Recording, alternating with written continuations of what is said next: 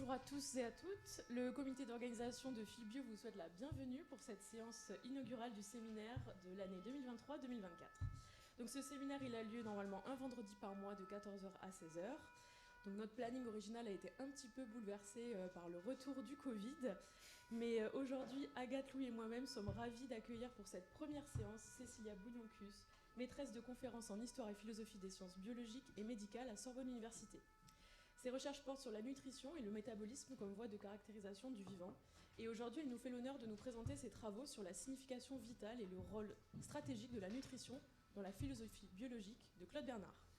Elle souhaite développer l'idée que la nutrition, dans la perspective de Claude Bernard, est à la fois un lien entre les disciplines biologiques, mais qu'elle constitue aussi l'un des fondements génétiques et structurels des deux axiomes fondamentaux bernardiens de la philosophie générale. Merci beaucoup. Merci au comité d'organisation de Philbio pour cette invitation. Désolée pour le changement d'horaire lié à des contraintes d'enseignement. Donc désolée de vous priver de repas et surtout parce que je vais vous parler de nutrition pendant 1 heure. Alors, j'ai commencé par... pourquoi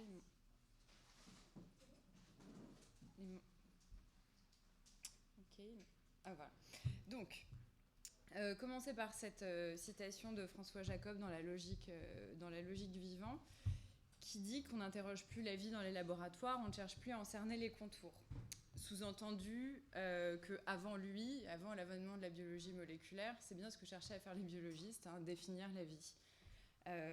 Il me semble qu'une telle déclaration est un petit peu étrange pour le lecteur de Claude Bernard, qui est habitué à lire sous la plume de Claude Bernard que non, la biologie, la physiologie ne cherchent pas à définir la vie.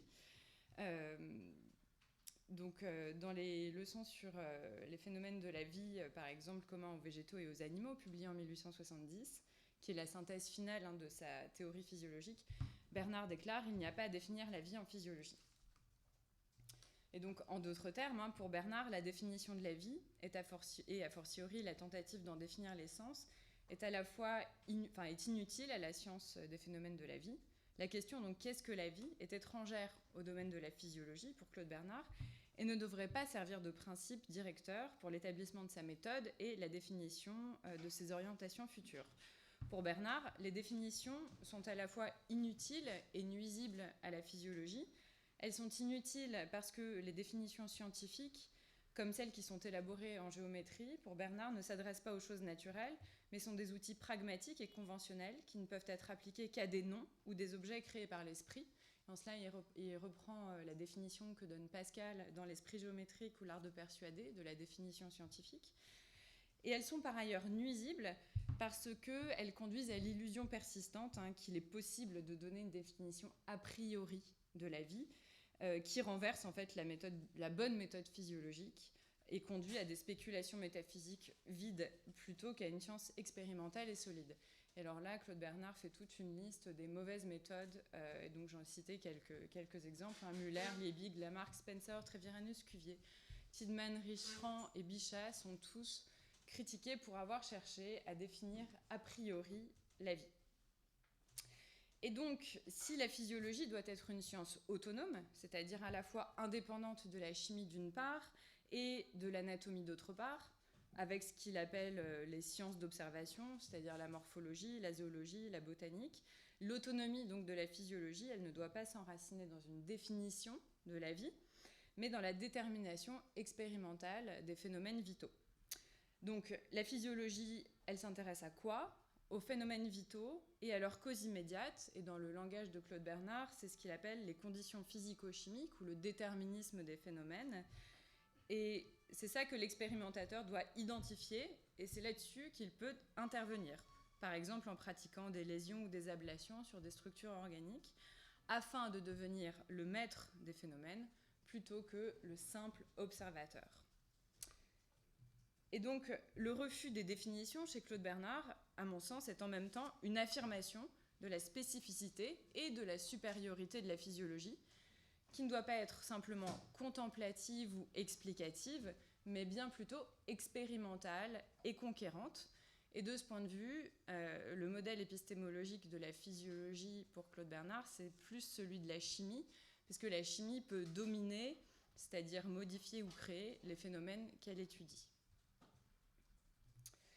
Alors, dans le cadre de la physiologie générale, que Bernard cherche à consolider et à promouvoir en France, l'objectif, c'est de procéder analytiquement, à partir de l'expérimentation au niveau élémentaire, alors en général ce sera la cellule, afin de déterminer les propriétés physiologiques et à partir de là, d'en déduire une explication des mécanismes vitaux.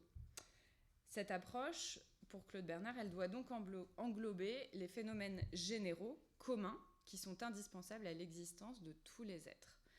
Ça signifie que le physiologiste doit caractériser, et pas définir, caractériser la vie, c'est-à-dire identifier par des moyens expérimentaux les propriétés fondamentales que tous les êtres vivants vont partager, malgré leurs complications et leurs différences morphologiques, et qui les distingue de tous les autres êtres naturels, ce qu'il appelle la vie nue, donc dans les leçons. Alors, quand il énumère les propriétés qui caractérisent donc les corps vivants par rapport aux corps bruts, Bernard va citer l'organisation, la génération, la caducité et la mort, l'évolution, par laquelle il faut entendre le développement individuel, c'est-à-dire l'ontogenèse, et enfin la nutrition, qui est d'abord décrite de manière minimale comme la continuelle mutation des particules qui constituent l'être vivant. Alors l'évolution, dit Bernard, souvent, c'est parce qu'elle semble orientée vers un but et souvent considérée comme le trait le plus remarquable de la vie. Mais en fait, Bernard hésite quand il s'agit de déterminer ce qui caractérise finalement le vivant. Et au fond, la nutrition peut remplacer l'évolution, car il dit « la nutrition est une génération continuée » et peut donc être conçue comme cause et but de l'organisation. Donc on va essayer de comprendre cette affirmation bernardienne. Et donc tout au long des écrits de Claude Bernard, la nutrition est présentée comme le phénomène caractéristique de la vie. Je donne quelques citations. La faculté de se nourrir appartient à toutes les parties vivantes sans exception. Vivre et se nourrir sont deux expressions synonymes. La nutrition est en effet la manifestation la plus universelle de la vie, celle qui la caractérise en réalité. Connaître la nutrition, ce serait donc connaître la vie même. Et donc, étant donné que Bernard rejette les définitions, on peut se demander si ces quelques citations avec un accent un petit peu définitionnel, donc si cette corrélation persistante entre vie et nutrition n'entre pas en contradiction avec l'épistémologie bernardienne, comme une espèce de tentative un peu incertaine de définir la vie. Alors, à mon sens, non, et je pense que cette conception nutritive de la vie n'est pas l'indice d'une contradiction ou d'une inconsistance, mais qu'en fait, elle est cohérente non seulement avec sa trajectoire scientifique, mais de manière plus importante encore, qu'elle s'aligne en fait à la fois avec la priorité accordée à la méthodologie expérimentale et sur le programme de la physiologie générale, qui cherche en fait à caractériser la vie sans la forme. C'est ce que je vais essayer de montrer, c'est que la nutrition, en fait, c'est la vie nue parce que c'est la vie sans la forme. Donc, dans cette optique, pour moi, la perspective nutritive de la vie, la perspective nutritive de Claude Bernard sur la vie peut être interprétée comme un moyen de développer une théorie matérielle, unificatrice de la vie, essentiellement une biologie, ancrée dans la physiologie et fondée sur la science expérimentale. Donc ça fait de la physiologie générale aussi le challenger de la biologie évolutive ou de ce qu'il appelle les sciences contemplatives. Donc mon objectif ici, c'est d'élucider en fait la signification vitale et le rôle stratégique de la nutrition dans cette philosophie biologique de Bernard, au sens qu'Auguste Comte donnait à cette expression, c'est-à-dire la partie théorique de la biologie chez Bernard. Alors, d'abord, j'ai proposé que la perspective nutritive de Bernard sur la vie doit être considérée comme un objet d'interface, interfield object, en suivant la catégorie de Larry Holmes, non seulement parce qu'elle est à l'interface entre des disciplines, la physiologie, la chimie organique, et différents niveaux d'investigation. Ça va de la physiologie générale, de la physiologie spéciale, donc centrée sur les organes et les appareils, au niveau de l'organisme total, en passant par le niveau de la cellule et du protoplasme, mais qu'elle sert également de base, à la fois donc génétiquement et structurellement, à l'établissement de deux axiomes de la physiologie générale chez Bernard. D'une part, la complémentarité nécessaire de la création et de la destruction dans la vie, et d'autre part, l'uniformité de cette loi physiologique pour toutes les formes de vie, plantes et animaux. Il me semble que parce que donc, cette théorie nutritive est un pivot majeur dans la réorganisation de la vie ou du tableau de la vie et de sa caractérisation, elle doit être, à mon sens, située donc, et comprise dans un contexte scientifique et métaphysique de son temps, dont Bernard se veut à la fois l'héritier et le challenger. Et alors je propose de caractériser ça comme l'espace épistémique de la nutrition, sur fond duquel Claude Bernard va construire sa propre logique. Dans la dernière partie, j'exposerai donc cette logique de la nutrition en me concentrant sur 3 thèses bernardiennes interdépendantes. L'établissement de la théorie de la nutrition indirecte comme base de la notion du milieu intérieur, la conception de la nutrition comme génération continuée et l'accent mis sur la nutrition comme moyen de remodeler la relation entre la matière et la forme dans le vivant, donc d'une manière un peu métaphysique. Alors, pour commencer, donc, c'est sur cette question de nutrition comme problème d'interface. En fait, il me semble qu'au milieu du 19e siècle, la nutrition n'est pas encore un objet bien circonscrit, ni un problème biologique facilement isolable. En tant qu'objet d'étude, donc, comme je disais, la nutrition, elle est à l'intersection de différents domaines de recherche qui nécessitent la collaboration de plusieurs disciplines, notamment la chimie et la physiologie, à une époque où la délimitation de leurs frontières respectives est une question cruciale qui entraîne parfois concurrence ou des concurrences. Ces hésitations, donc, dans la caractérisation du problème de la nutrition, notamment en ce qui concerne le niveau d'attribution des processus considérés, est-ce qu'on parle de l'organisme entier, des appareils, de la cellule, suggèrent que la nutrition n'a pas toujours fait l'objet d'une discipline scientifique bien définie. Alors, Larry Holmes a souligné à juste titre, cet aspect à juste titre, en soutenant que, par exemple, la formation du problème et du concept de métabolisme intermédiaire dans la seconde moitié du XIXe siècle, c'est-à-dire donc l'ensemble des processus par lesquels la matière nutritive est convertie en composants cellulaires, doit être décrite comme l'émergence d'un objet d'interface, interfield, qui relie l'anatomie, l'histologie, la chimie organique et la physiologie, plutôt qu'un champ de recherche donc correspondant à des frontières institutionnelles nettes. Holmes affirme qu'on a affaire à un courant de recherche commun qui traite de la nutrition en un sens large, que ce courant de recherche est alimenté par plus d'une source disciplinaire, définie en termes académiques. Et donc Holmes, pour saisir un petit peu cet espace, s'intéresse à des trajectoires individuelles à partir desquels il va reconstruire des chemins d'investigation qui vont eux-mêmes former des courants de recherche, lesquels conduiront à leur tour à l'émergence d'un champ ou d'une discipline. Et donc, dans sa monographie sur Claude Bernard et la chimie animale, publiée donc en 1981, Holmes examine les carnets de laboratoire des années 42-48, ainsi que le contexte institutionnel et scientifique, en particulier en France et en Allemagne. Et il cherche à montrer dans ce travail le scientifique au travail dans le laboratoire, afin de reconstruire donc, ces parcours d'investigation, investigative pathways, comme il les appelle, individuels, désordonnés, parfois illogiques, afin de mettre au jour ce qu'il appelle la structure fine de la créativité scientifique.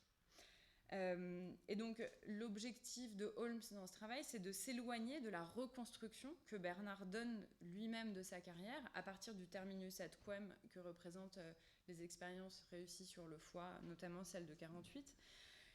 Et donc, la méthode de Holmes vise à fournir évidemment un antidote au mouvement rétrograde du vrai ou à l'illusion rétrospective, qui projetterait donc sur les premiers tableaux l'ombre ou la germination de ces expériences réussies.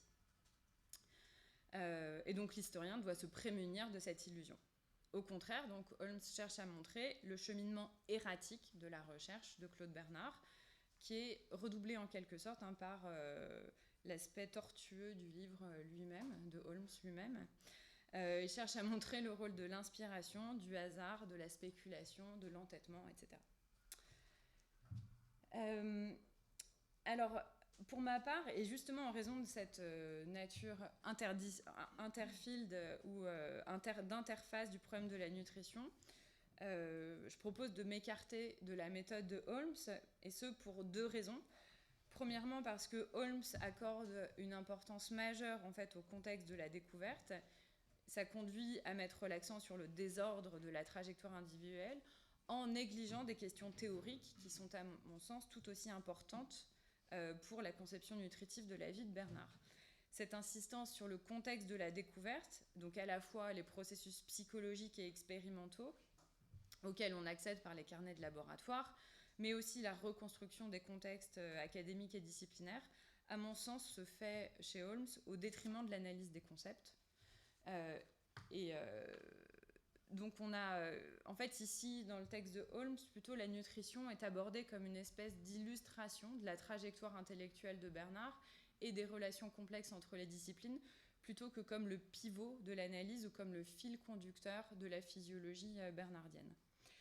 Et deuxièmement, il me semble que la notion de problème d'interface de Holmes est limitée aux disciplines scientifiques et au contexte institutionnel. Or, à mon sens, la nutrition est un objet biologique très spéculatif, qui est notamment le pivot des tentatives de caractérisation de la vie, comme le montre clairement le traitement qu'en fait Bernard lui-même.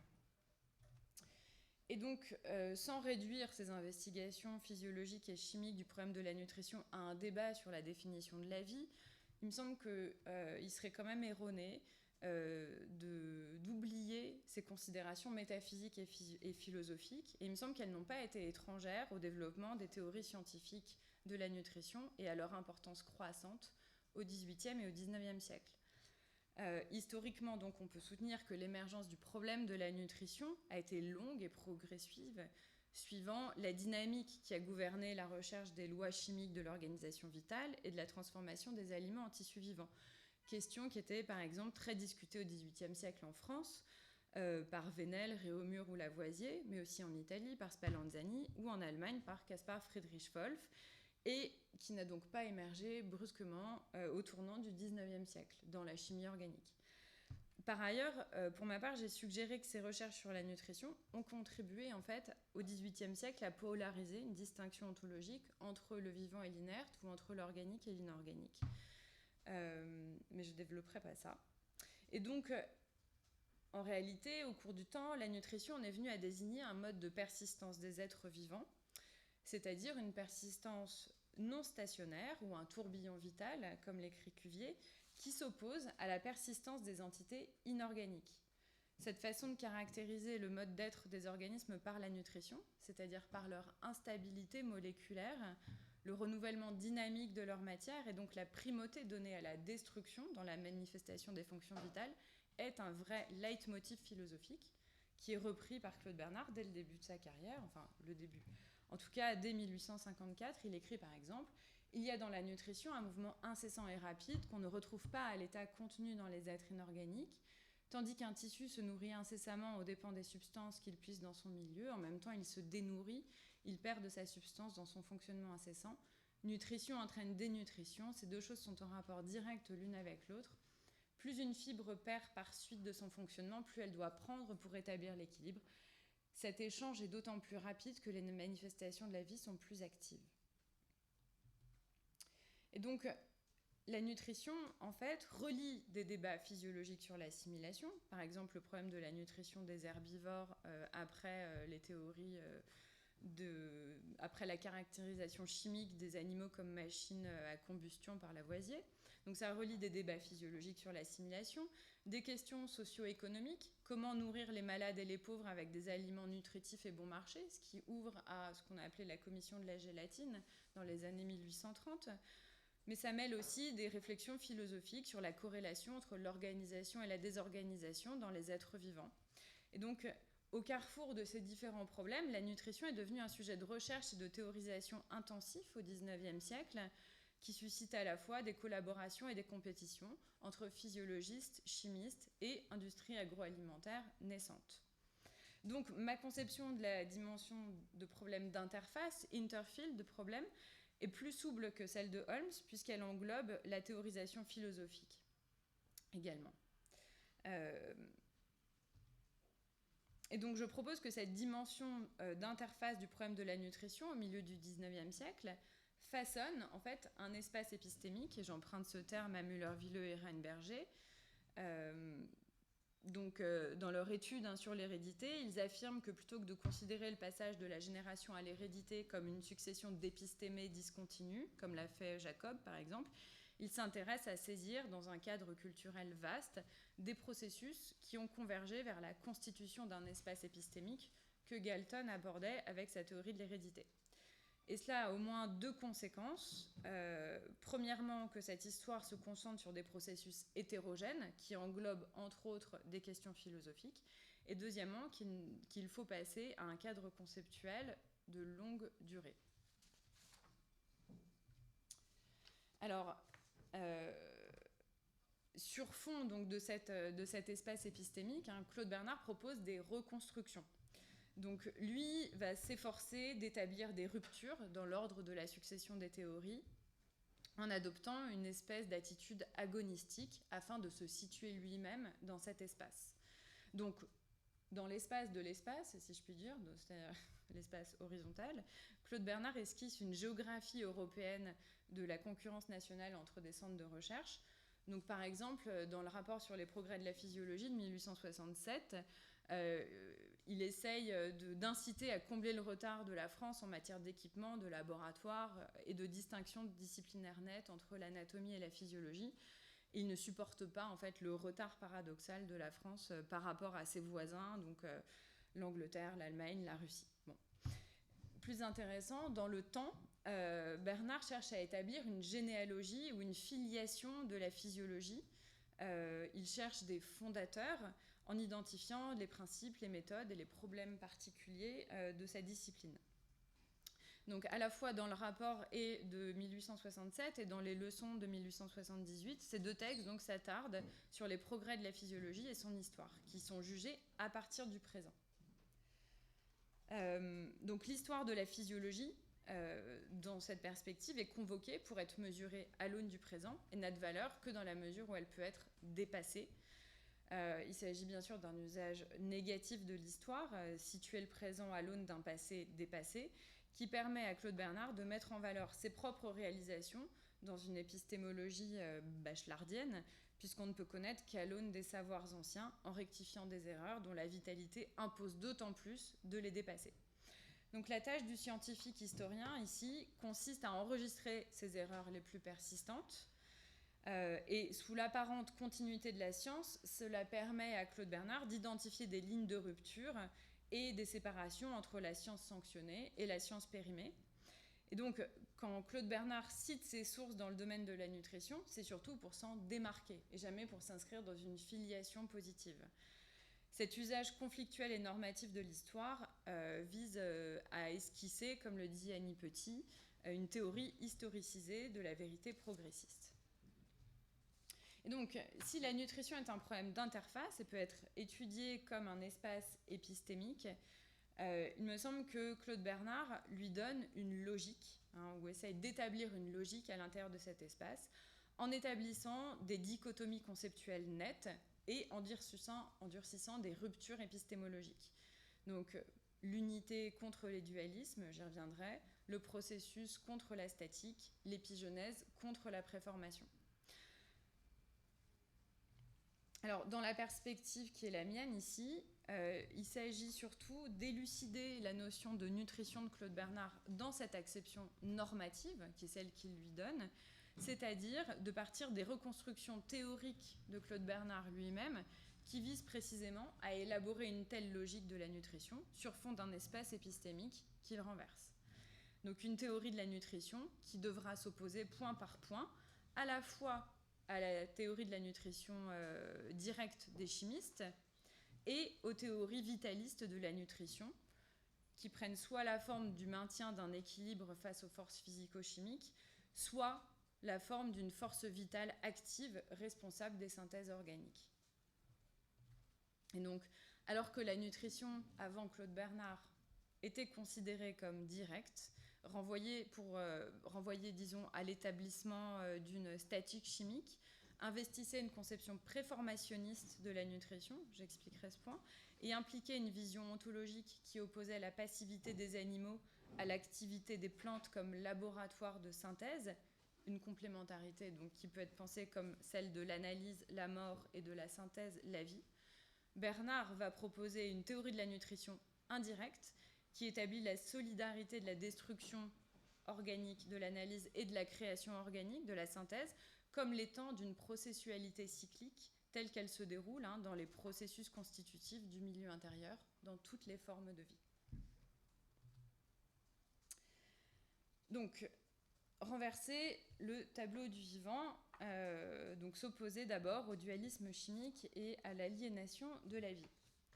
Alors, Claude Bernard cite beaucoup Dumas et Boussingault dans leur travail de 1842, La statique chimique. Statique chimique, donc, c'est cette approche, et je ne vais pas détailler, cette approche post-lavoisienne des êtres organisés, qui est centrée sur le rôle prééminent de la combustion dans la physiologie animale. Donc, la combustion des matières organiques qui contiennent de l'hydrogène et du carbone dans les animaux est caractérisée comme un processus graduel d'assimilation et de destruction de la matière organique formée par les végétaux. Les animaux, écrivent Dumas et Boussingault, défont peu à peu ces matières organiques créées lentement par les plantes. Donc les plantes créent, synthétisent et les animaux détruisent. D'où cette qualification lapidaire de l'animal. Les animaux constituent au point de vue chimique de véritables appareils de combustion. Alors cette conception de la combustion chez l'animal et de la complémentarité animale-végétale n'est pas évidemment fondée sur la preuve ou l'évidence directe des processus, mais elle procède, et ça c'est important, d'une compréhension générale de la composition élémentaire et des propriétés chimiques de 3 grandes catégories de substances, l'azote, les glucides et les lipides. Et parce que ces 3 types de substances sont supposés quasiment identiques chez les plantes et les animaux, eh bien on pense que les plantes créent par elles-mêmes les substances nécessaires aux animaux, de sorte que ceux-ci n'ont pas besoin de les créer eux-mêmes. Donc la chimie de la nutrition, elle est directe et elle est statique au sens où les processus sont inférés des compositions et des bilans. La statique chimique donc décompose les éléments qui constituent l'animal, et l'animal est en réalité un simple agrégat des nutriments qu'il ingère. Les principes, ce qu'on appelle les principes immédiats de ces nutriments, sont ensuite sélectionnés et séparés au cours de la digestion. Donc l'animal qui se nourrit sépare ces principes dans une réaction qui est similaire à celle d'une sorte de combustion. Le siège de cette réaction, pour ces auteurs, c'est le sang. Et le sang va devenir une espèce de simple réceptacle des principes extraits de la digestion. Le sang est considéré comme un liquide qui résulte d'une sorte de dissolution de cette digestion, donc dissolution des éléments qui composent les aliments et qui vont ensuite s'agréger dans l'organisme. Alors Bernard le résume en ces termes. Dans la nutrition directe, tout élément histochimique du corps animal devait avoir son origine dans les aliments ingérés. Et donc, au final, l'organisme animal est dans un sens très littéral ce qu'il mange. Enfin, en un sens chimique, littéral, ce qu'il mange, à savoir un agrégat de principes immédiats, préformés de l'alimentation ou de la digestion. Alors, on peut en tirer à partir de là 2 conclusions. D'abord, pour ce qui est de l'organisme animal, la chimie est analytique et non synthétique, c'est-à-dire que la chimie animale extrait des principes qui sont déjà présents, elle ne transforme ni ne crée rien. La passivité chimique de l'animal pour la nutrition, c'est donc l'inverse de l'activité chimique de la plante. Et donc là où la statique chimique, en quelque sorte, guide l'examen de la physiologie animale, aucune action transformatrice ou créatrice ne peut être saisie. Deuxième conséquence, comme Bernard l'a souligné, cette théorie de la nutrition animale comme assimilation directe, conçue chimiquement, devient préformationniste. Alors, les formes dans cette préformation, ce ne sont plus les formes organiques individuelles, comme les théories préformationnistes de la génération du XVIIIe siècle, mais plutôt les éléments chimiques que l'animal va recevoir tout fait et qu'il ne peut pas produire. Donc, à ce stade, on peut donc bien souligner la solidarité théorique entre la statique chimique, la conception préformationniste de la nutrition et la complémentarité entre la passivité chimique des animaux et l'activité chimique des plantes. Comme écrivent Dumas et Boussingault, c'est dans le règne végétal que réside le grand laboratoire de la vie organique. Et ce n'est pas une particularité française, puisque Liebig écrit au même moment « Les herbivores trouvent dans les plantes leur albumine et leur fibrine toutes formées.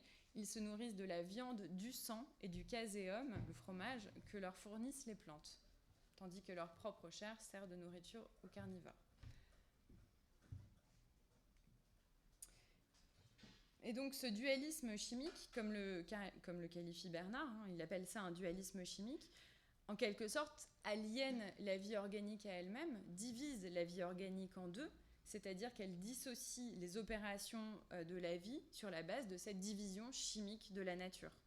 La complémentarité chimique de l'analyse et de la synthèse, de la destruction et de la création, de la décomposition et de la composition, ça ne renvoie pas à deux phases complémentaires qui seraient internes à l'organisme, mais ça renvoie à des opérations distribuées dans la nature, donc à une sorte d'économie de la nature.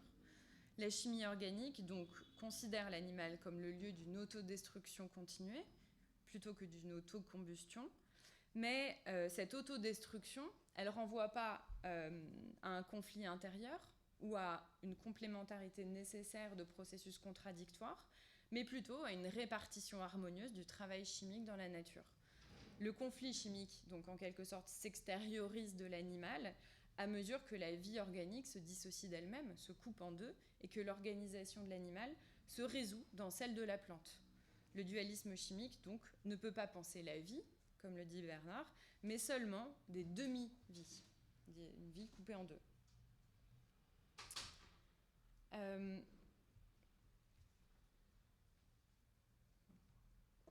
Alors, par rapport à ces élaborations, qu'est-ce que Bernard oppose ?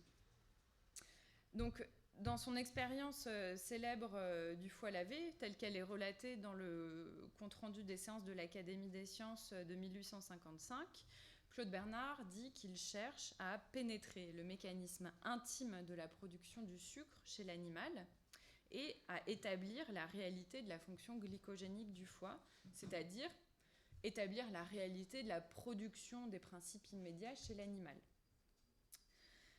Il résume ses acquis précédents et il souligne qu'il existe chez les animaux une fonction physiologique en vertu de laquelle le sucre est produit dans l'organisme, car on trouve du sucre dans le sang des animaux carnivores dont l'alimentation ne contient pas de sucre.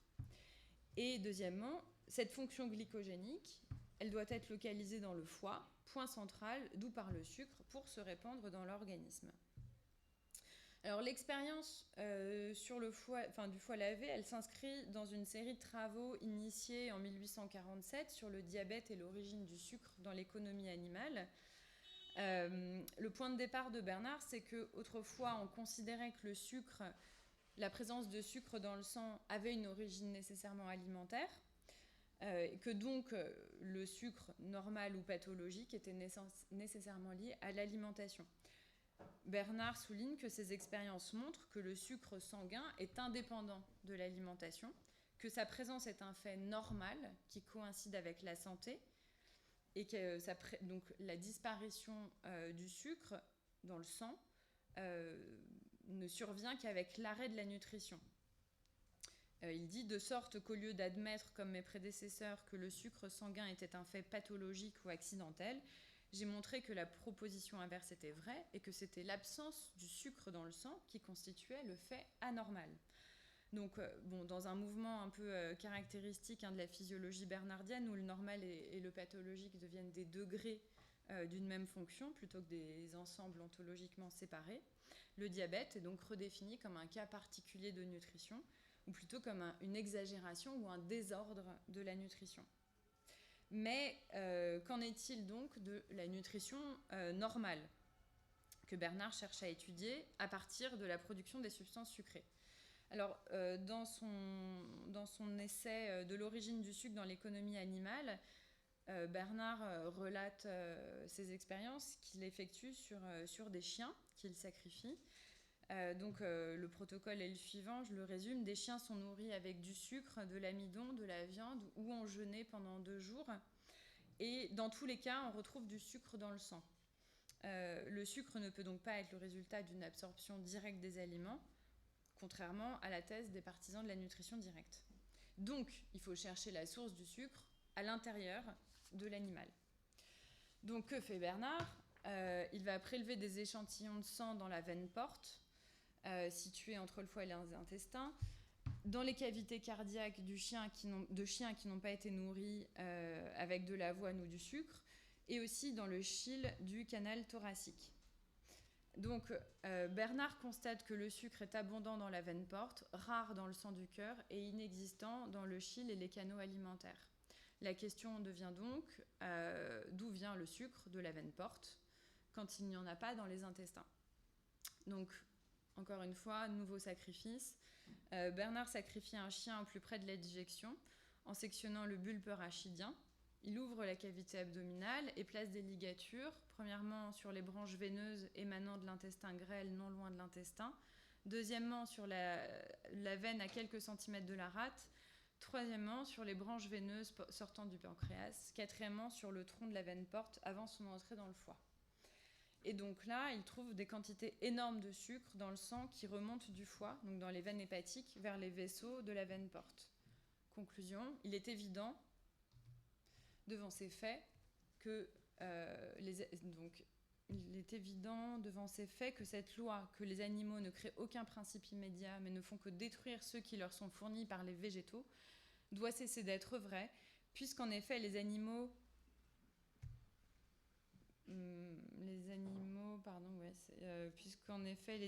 à l'état physiologique peuvent, comme les végétaux, créer et détruire le sucre. Et là, ce qui est intéressant, rétrospectivement pour le coup, en 1878, quand Bernard présente ses expériences, il présente en fait cette nouvelle compréhension des phénomènes de la nutrition dans leur intimité, comme ce qui permet d'établir les 2 axiomes de la physiologie générale, à savoir la loi de l'unité vitale chez les animaux et les plantes, et la solidarité de la destruction et de la création dans les processus vitaux. Ici, on peut souligner donc la distance épistémologique qui sépare la théorie de la nutrition indirecte de ses prédécesseurs, puisque là où Dumas et Boussingault faisaient des hypothèses chimiques sur la physiologie et déduisaient des produits finaux, les processus physiologiques à partir de l'analyse des composés organiques, et de là donc les processus propres aux animaux, Claude Bernard, lui, propose un renversement de perspective, puisqu'il consiste à étudier directement l'animal et les processus dont il est le théâtre, et de poser les jalons de ce qu'il appelle une véritable chimie physiologique. Donc l'inflexion ici, ça passe d'une science des résultats ou des produits à une science des processus physiologiques eux-mêmes. Et donc là où Dumas et Boussingault utilisaient des inférences à partir de la statique pour en déduire une physiologie, Bernard cherche à construire une physiologie expérimentale au plus près des processus chimiques. Donc il l'explique. Il y a 25 ans, au début de ma carrière, donc ça c'est dans l'introduction à l'étude de la médecine expérimentale, j'ai essayé, je crois, comme l'un des premiers, de transporter l'expérimentation dans le milieu intérieur de l'organisme afin de suivre pas à pas et expérimentalement toutes ces transformations de la matière que les chimistes expliquaient théoriquement. Alors, la théorie de la nutrition indirecte de Bernard révèle une matière intermédiaire qui ne pouvait pas être détectée par les moyens de la statique chimique, ce qu'il appelle le glycogène à partir de 1857, substance stockée dans le foie qui permet, dans certaines conditions, de produire du glucose. Et donc cette attention qui est portée à la dynamique chimique de l'organisme montre donc que le sucre n'est pas déposé ou transfusé dans le sang à partir des aliments, comme le montre en fait le contraste entre les régimes alimentaires et la stabilité de la composition chimique du sang. A l'inverse, donc, pour Bernard, le sucre est déposé dans le foie à partir de cette matière glycogénique qu'il a identifiée. Et donc, à partir de là, on peut déterminer que l'activité sécrétrice du foie est double. Non seulement le foie, dans une sécrétion externe, va produire de la bile qui sera disséminée dans l'organisme, mais il produit également une sécrétion interne. À l'intérieur de lui-même, il fabrique du glycogène à partir duquel il pourra produire du glucose. Donc le glycogène, pour Bernard, ça devient une sorte de réserve de nutriments que l'organisme produit à partir de lui-même et pour lui-même, pour sa propre consommation. Et donc la nutrition, c'est plus la simple ingestion et analyse d'éléments déjà formés, de sorte que ce qui a été mis au départ se retrouverait à l'arrivée par l'analyse chimique. La nutrition, elle est indirecte en ce sens que l'activité de l'organisme, celle du foie, qui s'interpose et qui sécrète donc le glycogène, donc l'activité propre de l'organisme s'interpose entre l'ingestion et le produit final pour créer un matériau spécifiquement approprié aux conditions et aux besoins dans lesquels se trouve l'organisme.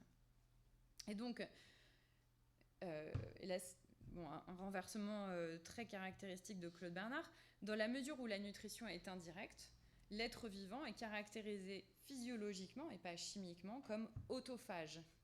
Il se nourrit des éléments qu'il prépare ou synthétise pour lui-même. Donc il se consomme lui-même en un certain sens. Comme il l'écrit dans ses leçons sur le diabète, c'est donc véritablement aux dépens de sa substance, par une véritable autophagie, que l'animal s'entretient et fournit aux échanges nutritifs. Nous nous mangeons nous-mêmes, ou autrement dit, nous dépensons les réserves nutritives que notre organisme a préparées à l'avance. La logique de la nutrition de Claude Bernard, elle n'est pas solipsiste, elle n'est pas repliée sur elle-même, mais elle est très fortement façonnée par les références contre lesquelles travaille Claude Bernard et contre lesquelles il se situe explicitement, donc cet espace épistémique qu'il cherche à subvertir. Il y a deux dualismes que Bernard cherche à renverser. Le dualisme vitaliste de Stahl et Bichat, même si il porte de nombreux éloges à Bichat, mais peu importe. Donc, renverser le dualisme vitaliste de Stahl et Bichat, pour lequel une force vitale est continuellement engagée dans une relation agonistique avec des forces chimiques de dissolution. Et, on l'a vu, le dualisme chimique de Lavoisier, Dumas et Boussingault, qui a théorisé donc la complémentarité cosmique et physiologique des plantes et des animaux. Alors, les vitalistes ont mal compris la nutrition, écrit Claude Bernard dans son article « La définition de la vie » de 1875, soit parce qu'ils ont pensé que la vie n'était rien d'autre que de se maintenir dans un équilibre stable, en neutralisant l'influence destructrice des agents extérieurs, soit parce qu'ils ont conçu la mutation perpétuelle de l'organisme comme l'expression d'une force vitale active. Aucun vitaliste, d'après Claude Bernard, n'a vu que c'est précisément par la destruction organique corrélative à ces mutations incessantes que la réorganisation vitale devient possible, que donc la destruction est une condition de la vitalité. Et en réalité, pour Bernard, les théories vitalistes, tout comme les théories chimiques de la nutrition, sont à la fois justes et fausses, mais pas au même endroit. Alors, c'est une pratique de la citation qui n'est pas seulement rhétorique, mais je pense qu'elle est ce que j'appelle perspectiviste, c'est-à-dire qu'elle consiste, en variant les points de vue, à utiliser une classe d'adversaires pour en miner une autre. Les vitalistes contre les chimistes contre les vitalistes. Et finalement, à se présenter lui-même comme la double rectification d'erreurs combinées. Donc, par exemple, Bichat avait raison de concevoir la dualité de la création et de la destruction dans la vie organique, mais il avait tort de se représenter cette relation comme une lutte entre deux forces ontologiquement distinctes. Les chimistes organiques, de leur côté, ont raison contre Bichat de concevoir cette relation comme complémentaire, mais tort parce qu'ils attribuent cette complémentarité à une économie de la nature et à deux classes distinctes d'organismes. Donc il faut réunir ces deux théories, se débarrasser de leurs erreurs pour parvenir à la vérité. Les deux dualismes vitalistes et chimiques ont divisé la vie. Les vitalistes l'ont séparée de ses conditions chimiques d'existence et les chimistes ont divisé la vie en 2 règnes interdépendants. Et comme le dit Bernard, la vie est toujours complète dans la plante comme dans l'animal. Ils ne représentent pas chacun une demi-vie qui, se complétant réciproquement, rendrait les 2 êtres étroitement complémentaires l'un de l'autre. Et donc, Bernard présente lui-même sa physiologie générale comme renversant point par point les systèmes précédemment admis. Là où le dualisme chimique s'intéressait donc aux relations entre les organismes dans le milieu cosmique, Claude Bernard va renverser la perspective, en quelque sorte replier l'organisme sur lui-même pour l'étudier dans l'intimité de ses processus physiologiques à l'intérieur du milieu, ce qu'il appelle le milieu intérieur. Et là où on admettait une distinction ontologique sur la base de cette répartition chimique du travail, Claude Bernard va établir la loi de l'unité vitale entre toutes les formes de vie. Là où un principe vital actif d'organisation luttait contre des forces de dissolution chimique, Claude Bernard va opposer la corrélation nécessaire de la vie et de la mort, assimilation, désassimilations, etc.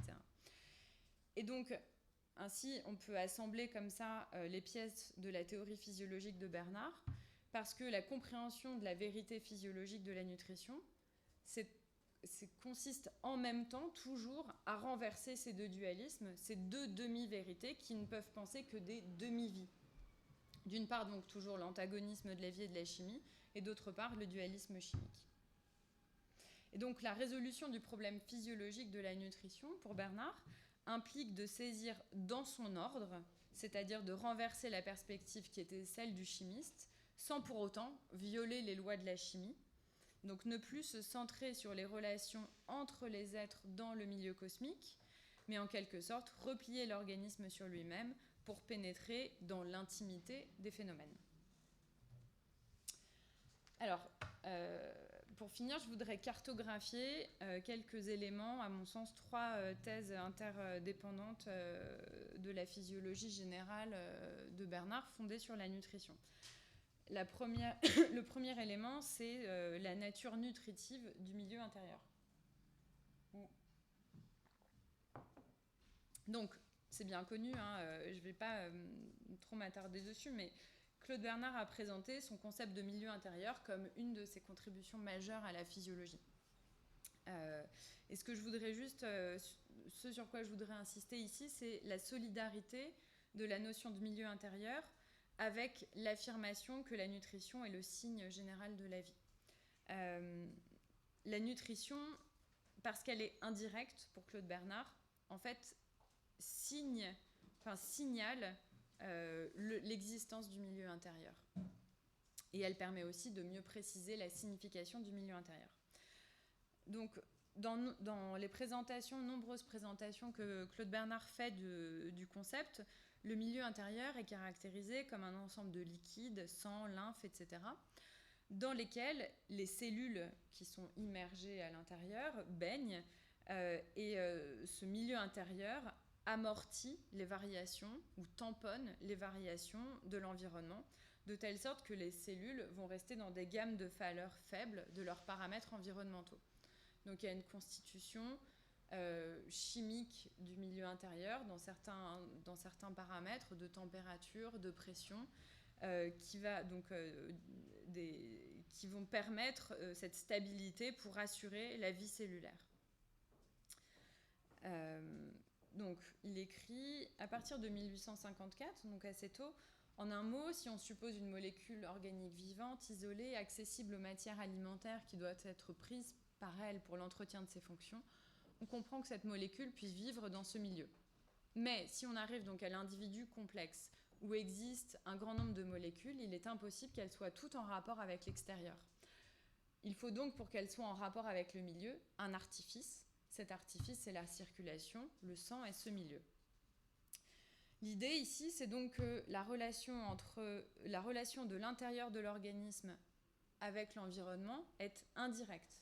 Et indirecte, c'est ici le mot-clé, à la fois pour la théorie de la nutrition et pour le milieu intérieur. Ça signifie que la constitution interne de l'organisme n'est pas donnée par l'ingestion d'éléments extérieurs qui seraient ensuite distribués dans l'organisme, mais elle est donnée par création la création à partir de stimuli extérieurs que sont les aliments, de stocks de substances tissulaires ou liquides dans lesquels l'organisme puise ensuite les éléments dont il a besoin. Claude Bernard écrit dans les leçons que les animaux doivent avoir en eux des mécanismes qui tirent de ces aliments variables des matières semblables et en règlent la proportion qui doivent entrer dans le sang. Et donc parce qu'elle est indirecte, la nutrition est une sécrétion interne du sang.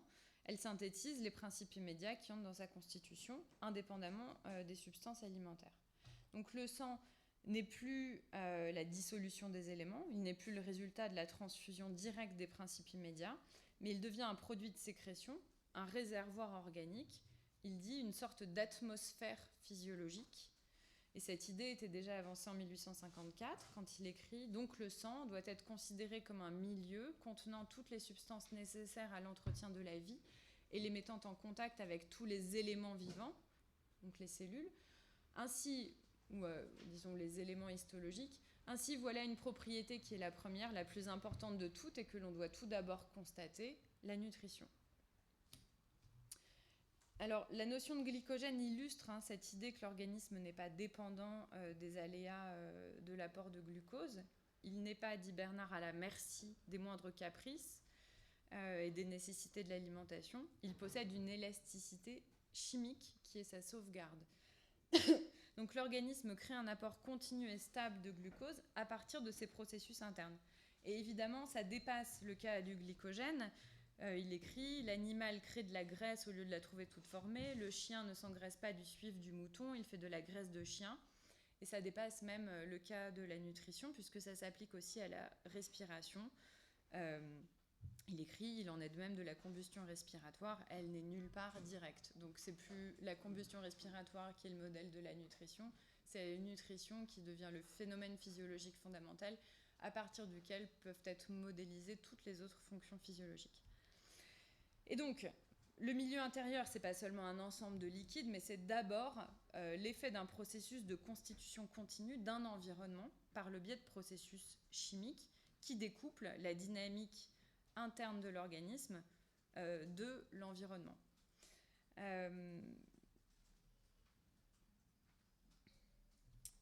Et donc, la nutrition, elle peut être appréhendée à partir de là comme une double relation avec le milieu, une relation de l'organisme total avec le milieu extérieur, dont il va tirer les corps chimiques simples, et une relation de l'élément organique, la cellule, la fibre ou ce qu'il appelle l'élément histologique, avec le milieu intérieur qui l'entoure et qui représente sa condition d'existence.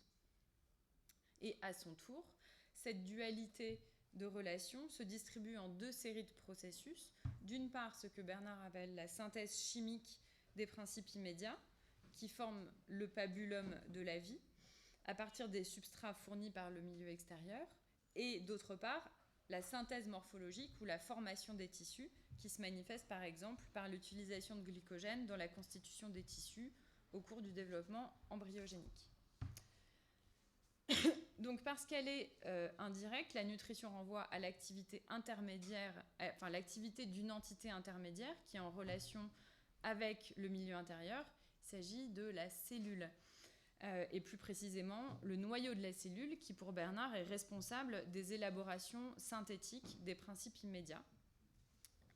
Ces matières donc nutritives qui sont destinées à la combustion fonctionnelle des éléments, des tissus et des organes.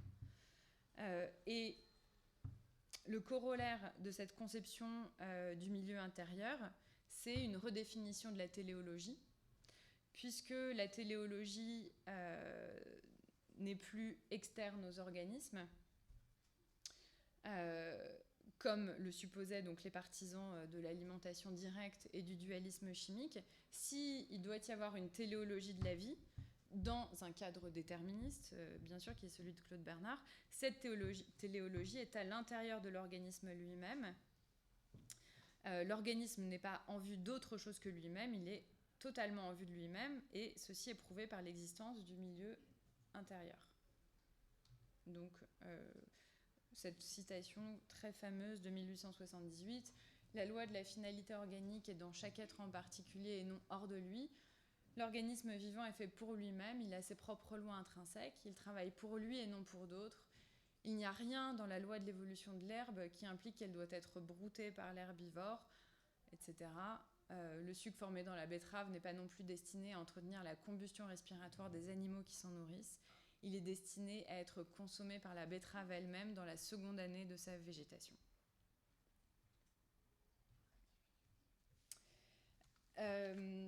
Deuxième élément de cette logique de la nutrition bernardienne, c'est sa définition comme génération continuée, ou l'interrelation entre nutrition et génération chez Claude Bernard. Donc, à plusieurs reprises, j'ai utilisé le terme de préformation pour qualifier la théorie de la nutrition directe. Et donc, dans les écrits de Claude Bernard, on constate ce transfert de vocabulaire de la génération à la nutrition qui utilise une dichotomie épigénèse-préformation comme schéma de réflexion sur la nutrition. Claude Bernard le dit souvent, la nutrition est une génération continuée. Pourquoi ? Parce que la nutrition revient à se régénérer continuellement, parce que la vie est d'abord et avant tout une destruction continue de sa propre matière. Vivre, c'est mourir perpétuellement, et donc ça suppose de se régénérer perpétuellement, et c'est ça la nutrition. Et la nutrition donc, pose avant tout en fait, la question de la constitution et de la persistance d'une même entité dans le temps, malgré ou par le renouvellement de la matière. Et donc, c'est une génération continuée.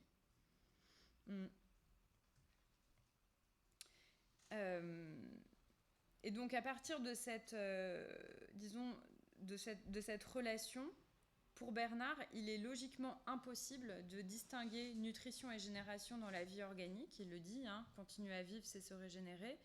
Cette association, elle peut se développer dans deux directions. D'une part, en assimilant, je viens de le dire, la nutrition à une génération continuée.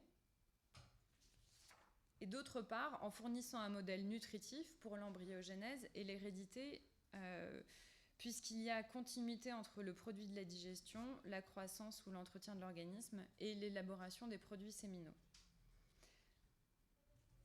Alors, Bernard le dit assez clairement, il écrit « Les phénomènes de nutrition se confondent avec les phénomènes de génération, et donc la nutrition ne peut être considérée comme une simple assimilation chimique des aliments, mais au contraire comme une création continue de matière organisée au moyen des processus histogéniques propres à l'être vivant. » Et donc, dans ce contexte d'interrelation entre nutrition et génération, on peut modéliser les processus de nutrition à partir d'un cadre qui est celui des termes de la génération, donc préformationniste ou épigénétique. Et donc, en reprenant le vocabulaire de Bernard, on peut distinguer une théorie préformationniste de la nutrition, où l'organisme décompose des aliments pour absorber directement ce qui est identique à lui-même, et une théorie épigénétique, indirecte, de la nutrition, où l'organisme fabrique sa propre substance, réalise des synthèses à partir des résultats de l'analyse chimique. Et corrélativement, ce déplacement permet à Bernard de montrer qu'on peut penser la génération, en fait, sous la juridiction de la nutrition. Il écrit « Nous voulons démontrer que l'unité nutritive s'étend au phénomène du développement des êtres vivants et qu'il y a fusion absolue entre nutrition et génération. » Et alors, dans l'article intitulé « Nutrition et génération » de 1874, l'argument est le suivant. Toutes les fonctions physiologiques doivent être décomposées et comprises à travers le prisme de la nutrition cellulaire. Au sein de la cellule, la nutrition et la reproduction sont intimement liées, car cette unité interagit en permanence avec son milieu intérieur. Les stades de développement de la cellule peuvent donc être observés à travers les changements de dynamique nutritive. Dans le cas des organismes cellulaires simples, comme les infusoires, le noyau sert à la fois de centre nutritif et de centre de reproduction. Et donc, la sexualité est considérée comme étant étroitement liée au processus nutritif. La fécondation va être interprétée comme une impulsion nutritive donnée à la cellule qui conduira à la création d'un nouvel organisme. De la même manière, pour la fissiparité, ou la capacité à se reproduire en fragmentant sa propre substance en deux parties, chacune devenant un individu autonome semblable à celui dont elle est issue, donc la fissiparité est interprétée selon un schéma nutritif. Elle peut se produire jusqu'à épuisement de la réserve nutritive, puis une nouvelle reproduction sexuée a lieu qui fournit une nouvelle impulsion nutritive, etc. Et à partir de là, il passe par degrés successifs de complexité aux êtres cellulaires complexes. Et il dit, cette formule un peu énigmatique, au point de vue philosophique, on pourrait regarder l'évolution d'un être animal comme une sorte de parthénogénèse histologique ou génération altérative d'éléments anatomiques. Donc, il me semble que cette relation entre nutrition et génération, elle est centrale dans la physiologie générale. D'abord parce que la définition de la génération comme nutrition continuée n'est pas une simple analogie, mais elle caractérise la physiologie du vivant dans l'uniformité de ses processus au niveau de la cellule. Et ensuite parce que ce schème nutritif de la physiologie renverse des conceptions erronées de la nutrition et de la génération comme étant des processus directs et simples. Donc, de la même manière que la nutrition est indirecte, parce qu'elle met en jeu l'activité de l'organisme et de ses composants, de la même manière, la génération est un phénomène indirect, parce qu'elle manifeste l'activité d'un agent spécifique, la cellule. Donc, l'épigenèse de Claude Bernard, la génération, l'épigenèse, ça n'est pas la génération spontanée. D'accord ?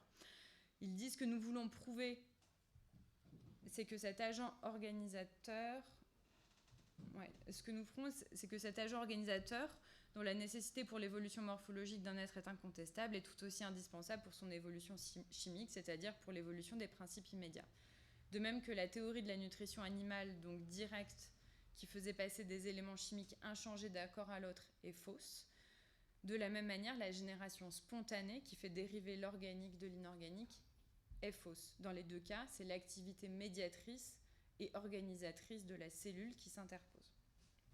Alors, je voudrais finir sur la réévaluation des relations entre matière et forme dans la nutrition.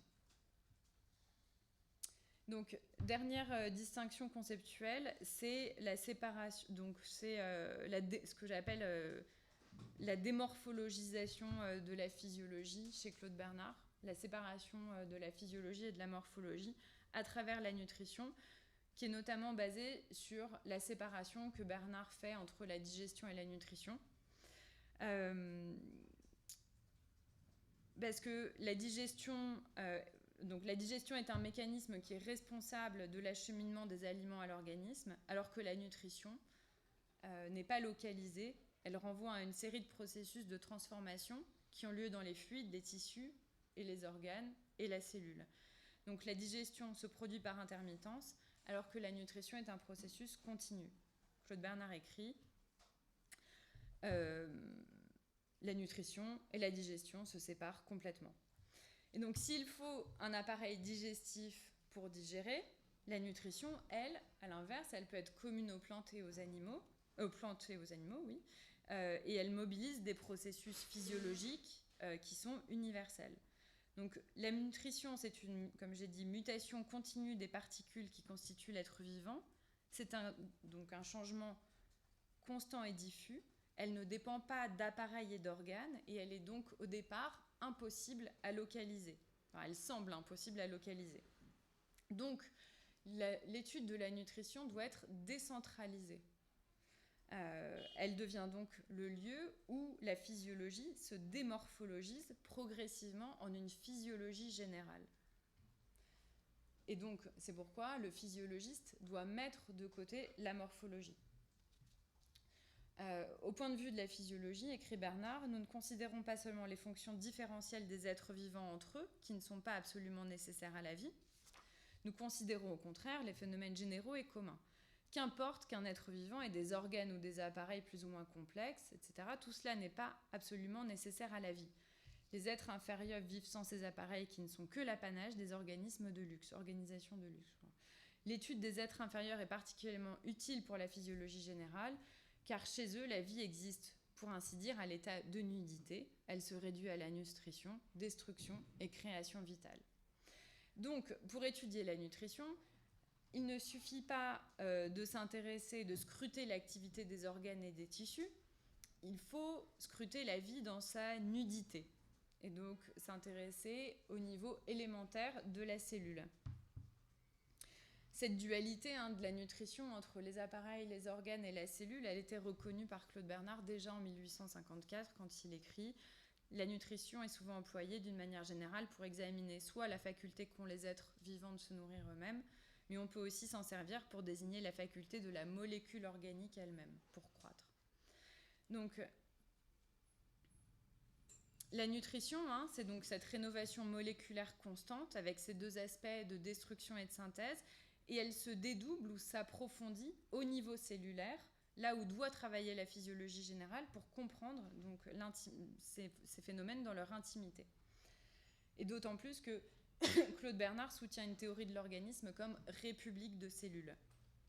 Et donc, il est intéressant de voir comment Claude Bernard a approfondi son cadre théorique et expérimental en passant de l'expérimentation du niveau des organes dans les organismes supérieurs, donc la synthèse des matières amylacées et sucrées dans le foie, aux organismes rudimentaires, les paramécies, les infusoires, puis au niveau cellulaire, la cellule hépatique ou la cellule embryonnaire.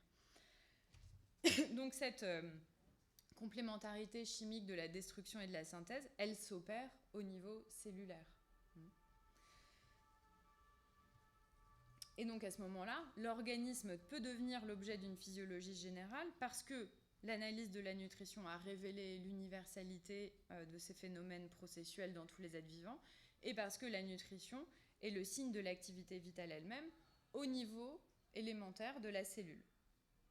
Mais la question, c'est est-ce que cette décomposition s'arrête à la cellule ou est-ce qu'on peut aller plus loin ?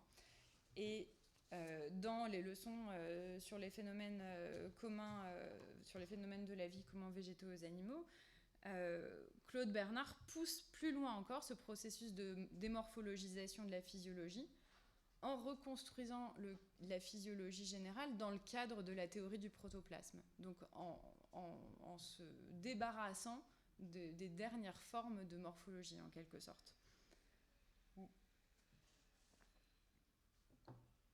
Donc, bien sûr, Claude Bernard veut, comme je l'ai dit, affirmer l'autonomie et la supériorité de la physiologie sur l'anatomie et la morphologie. Il ne s'agit pas de dire que la morphologie n'est pas une science ou qu'elle n'appartient pas à la science, mais plutôt qu'elle n'est pas du tout pertinente pour la physiologie parce qu'elle est hors de portée de l'expérimentation et qu'en plus elle est inutile pour caractériser les phénomènes de la vie car ceux-ci existent sans elle.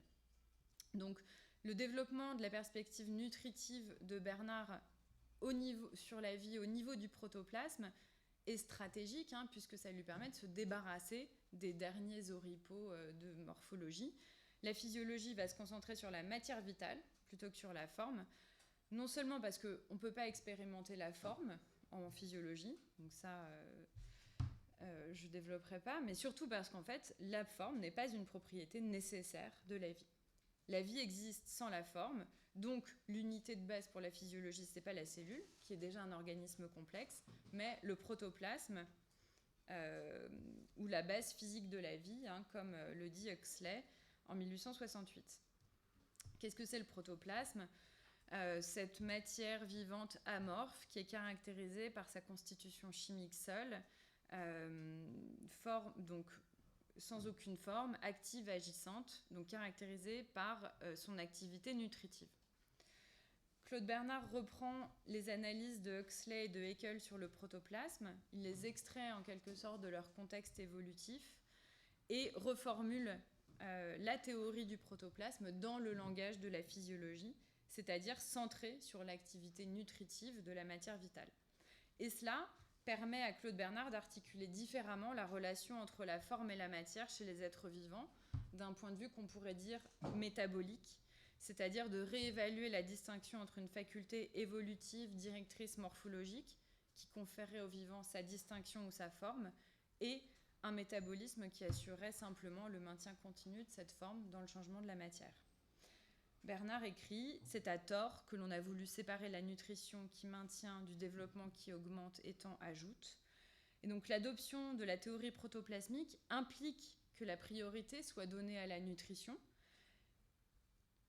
parce que c'est elle qui caractérise la vie dans son état de nudité.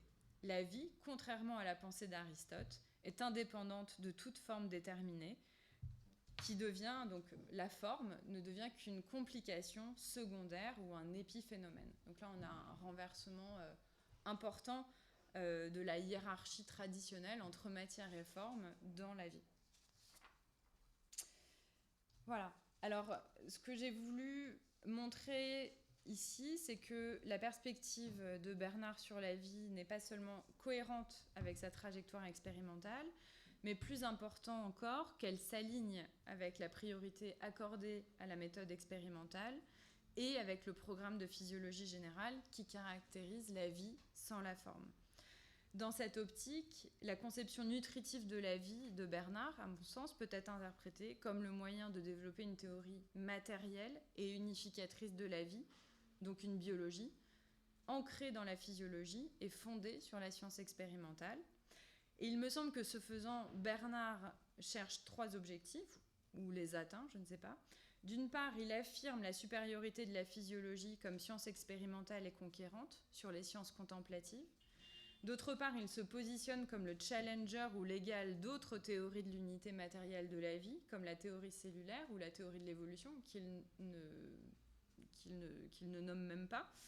Et enfin, il se positionne comme challenger ou égal de la chimie, tout en assurant l'indépendance de la physiologie par rapport à elle. Voilà, je vous remercie beaucoup de votre attention.